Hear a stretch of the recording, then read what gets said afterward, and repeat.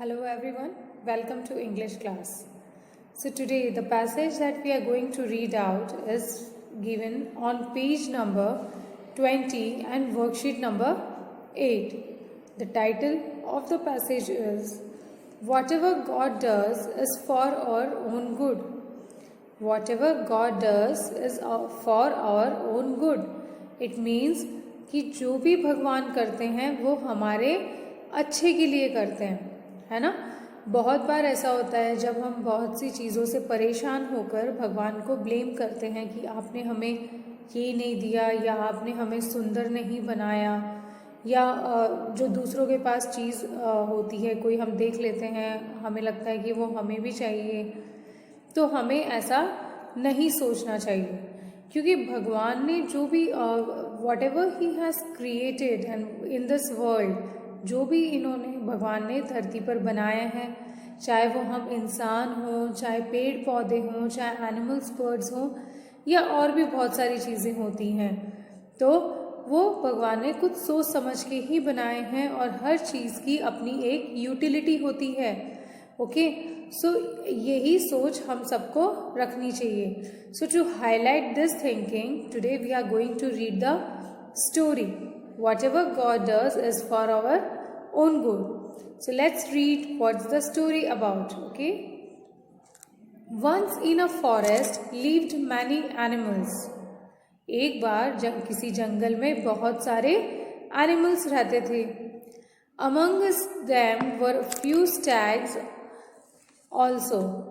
So उन animals में से कुछ स्टैग्स भी रहते थे. Stags means they are the deer with 12 horns. जो डियर होते हैं जिनके 12 हॉर्न्स होते हैं उन्हें हम स्टैग्स बोलते हैं. ओके, सो जो एनिमल्स रहते थे उनमें से कुछ स्टैग्स भी उसी जंगल में रहते थे. One of the stags were very good looking. उनमें से जो स्टैग था वो बहुत गुड लुकिंग था. ही वॉज वेरी हैंडसम, मतलब बहुत सुंदर था वो. One day this stag went to a lake to drink water. एक बार क्या हुआ कि ये जो स्टैग है ये एक लेक के पास गया, तालाब के पास गया पानी पीने के लिए. It was very hot and time was of afternoon. बहुत ज़्यादा गर्मी थी और जो समय था वो भी आफ्टरनून था, दोपहर थी. He got in to the water to quench his thirst. तो वो पानी के अंदर चला गया अपनी प्यास बुझाने के लिए. Quench his thirst, it means प्यास बुझाना. सो अपनी प्यास बुझाने के लिए वो पानी के अंदर चला गया. Suddenly he saw his reflection in the water. अचानक उसे अपना ही रिफ्लेक्शन, अपनी परछाई, हम जब पानी के पास खड़े होते हैं तो हम खुद भी उसमें नजर आते हैं, तो that is called reflection. Means an image seen in a mirror और अ शैडो, है ना, या तो परछाई या जो इमेज हमें नजर आती है पानी में, that is reflection. Okay, so suddenly he saw his reflection in the water. अचानक उसने अपना रिफ्लेक्शन देखा पानी में.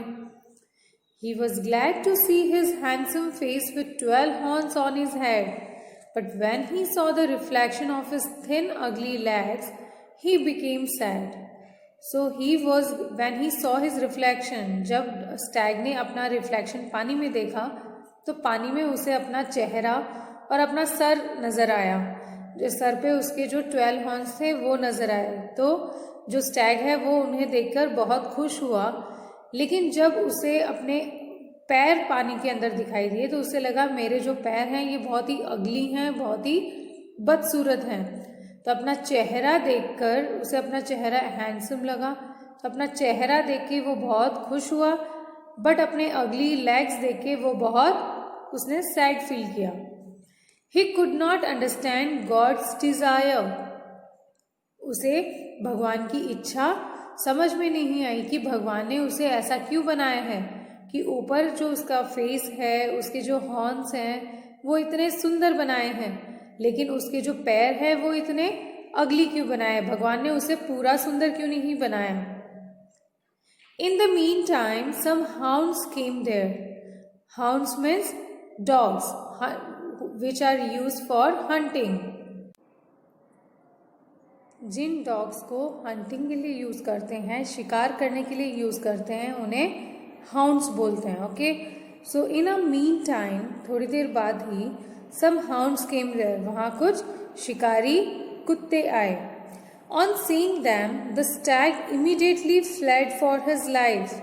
सो उन्हें देखकर जो स्टैग है वो वहाँ से दौड़ पड़ा, वो वहाँ से भागा. इमीडिएटली मीन्स फटाफट, तुरंत वहाँ से भागा. Fled means to run away from danger. Okay, so he started running. He ran very fastly leaving the hounds much behind. और वो बहुत तेज वहाँ से भागा और उन हाउंड्स को उसने पीछे छोड़ दिया.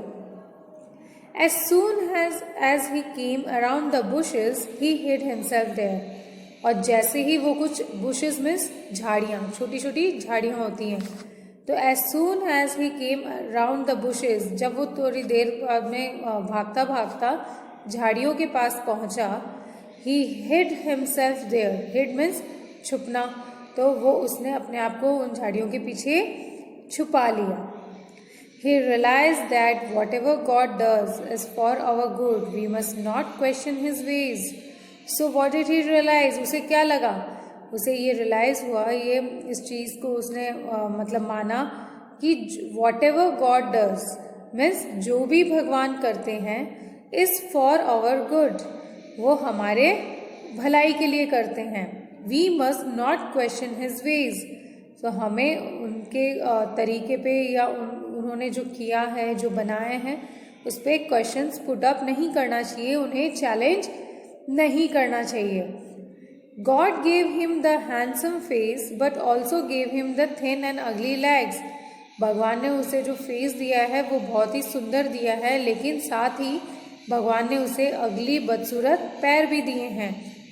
ही ran fastly and saved his life, otherwise the hounds would have killed him.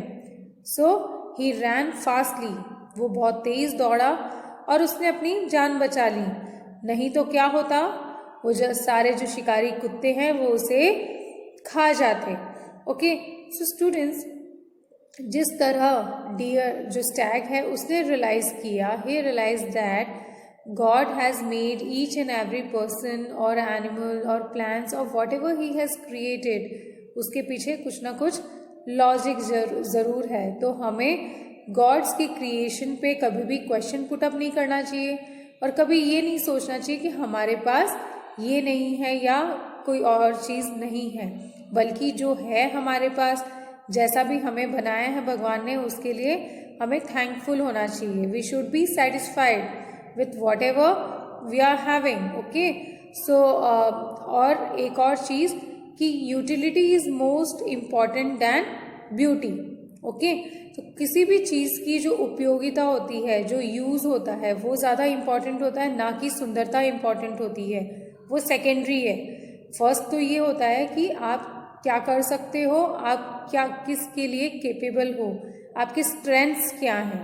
Okay, सो इसीलिए कभी भी ये नहीं सोचना चाहिए कि मैं काला हूँ, मैं गोरा हूँ, या मैं शॉर्ट हूँ या टॉल हूँ. बस अपने आप को आपको एक्सप्लोर करना चाहिए और जो भी गॉड ने आपको जैसा भी बनाया है उसके साथ सेटिस्फाई रहना चाहिए. Okay, so this was the story passage. Now you are going as a homework, I will give you exercise to solve. Passage मैंने एक्सप्लेन कर दिया है, आपको इसे 2 टाइम्स घर पे पढ़ना है जिससे आप और भी क्लियर हो जाओ और फिर आपको जो एक्सरसाइज है वो सॉल्व करनी है. Okay, that's all. Thank you and have a nice day.